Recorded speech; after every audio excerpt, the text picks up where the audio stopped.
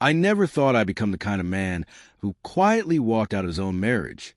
But when someone keeps showing you, whether in words or silence, that your feelings don't matter, eventually you stop trying to prove that they do. My name's Daniel. I'm 42, and I've been married to Claire for almost 12 years. Ours was never a story of passion. It was a story of routines. Morning coffee side by side, weekend errands, quick kisses that felt more like obligations and affection.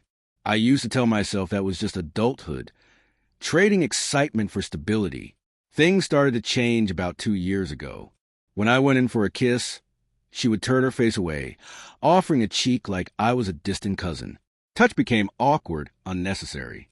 I told myself she was tired, stressed maybe, but months passed, and what used to feel like quiet comfort turned into a silence that haunted the house like a ghost. Neither of us tried to bridge it. One night, I sat on the edge of our bed and told her I missed us. She didn't even glance up from her phone. "Daniel," she sighed, "not everything has to be about intimacy. I don't need that anymore." Her voice was flat, dismissive. I asked softly, "And what about me?" She rolled her eyes. "Maybe you should grow up a little."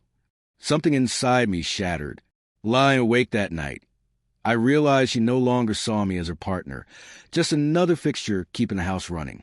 Over the next few days, I tested the waters.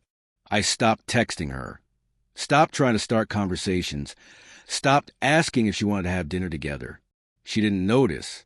The house became mechanical. Two people existing without connection. On the 5th day, I packed a small bag before work and didn't go back. No note, no goodbye. Just gone. I checked into a tiny motel a few towns over. For the first time in years, I turned off my phone and watched traffic lights change in the window. Freedom didn't rush in like excitement. It arrived quietly, like a long exhale. Hours passed. No messages, no calls. The silence followed me, but it felt lighter somehow. The next morning was still empty, but there was an odd calm. By the 3rd day, I started remembering myself again. I ordered pancakes for breakfast, something she always called childish. I took long walks with no explanations, smiled at strangers, laughed at a dumb sitcom. Each small act felt like reclaiming a lost part of me. On the 6th day, my phone buzzed. A message, "Are you alive?" I replied, "Yes," and left it at that. Later came another, "I don't understand what you're doing." I wanted to write back. Neither did I for years, but I didn't. Some truths don't need spelling out. The 7th day, she called. I hesitated before picking up. "Daniel." Her voice was softer than I remembered. "I'm here," I said. Long silence. Then, "Why did you leave?" I almost laughed, not cruelly, just in disbelief. She truly didn't get it. "You told me you didn't need intimacy," I said quietly. I just stopped offering what wasn't wanted. She was silent. I heard her breathing, then soft crying that grew heavier. "I didn't mean it like that," she whispered. "Yes, you did," I said. "You felt it for a long time. You just finally said it out loud." Through tears, she said, "Daniel, come home. Please, we can talk." But I couldn't. Something inside me had changed too deeply. You need time to figure out what you really want. And I need to remember who I am without you. I told her. She barely whispered, "Okay." After the call, I sat outside as the sun set, feeling both empty and strangely free. I realized freedom isn't always happiness. It's just the absence of chains. Later, checking my email out of habit, I saw a message from her. No subject, just a few raw lines. "You were right. I stopped seeing you as a person. I thought love could survive without touch. I was wrong. I don't know if I can fix it, but I want to try." I read it over and over.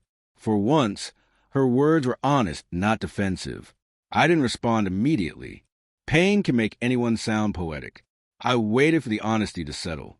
The next morning, I replied, "I'm not ready to talk yet, but I'm glad you finally said something real." Over the next few days, we exchanged cautious messages. No anger this time, just tentative steps toward truth. 2 weeks later, she asked to meet. We chose a cafe halfway between her home and my motel.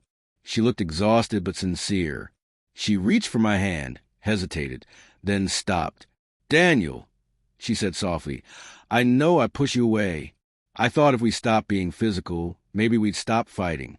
But I killed a marriage instead." I nodded. I stopped trying too. I admitted silence had become easier than rejection. We talked for hours, not about fixing things, just understanding them. For the first time in years, it felt like we were really seeing each other. Before leaving, she asked, "Do you think there's still a chance for us?" "Maybe," I said, "but only if we stop pretending we're okay when we're not." She nodded, tears gathering. "I can try." That night, back in my room, I thought about everything. The years of quiet hurt, the distance, the relief of finally being alone.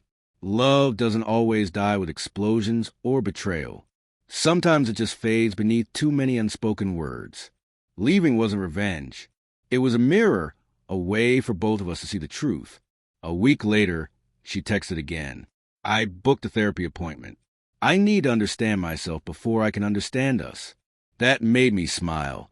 Not because I expected everything to be fixed, but because it felt like the first real breath our relationship had taken in years. Sometimes walking away isn't giving up. Sometimes it's the only way to create space for honesty to return.